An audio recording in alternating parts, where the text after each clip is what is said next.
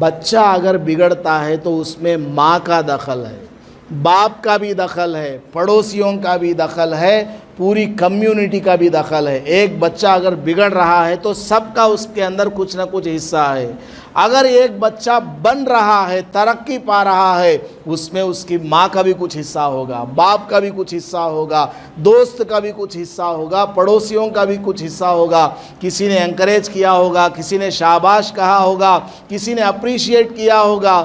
تو ہمیں چاہیے کہ ہم دوسروں کے بچوں کو یہ نہ سمجھیں کہ یہ دوسروں کے بچے ہیں، نہیں، سب اللہ کے بندے ہیں۔ یہ سمجھ کر کے سب کی تربیت کا خیال کریں گے۔ آپ کے بچے کی تربیت کبھی میرے ہاتھوں ہو جائے گی، میرے بچے کی تربیت کبھی آپ کے ہاتھوں ہو جائے گی۔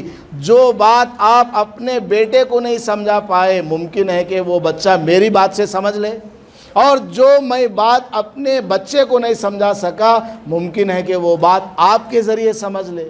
اس لیے ایک دوسرے کے ساتھ ہیلپنگ نیچر اور کوآپریٹیو نیچر پیدا کرنے کی ضرورت ہے۔ وقت کافی ہو چکا۔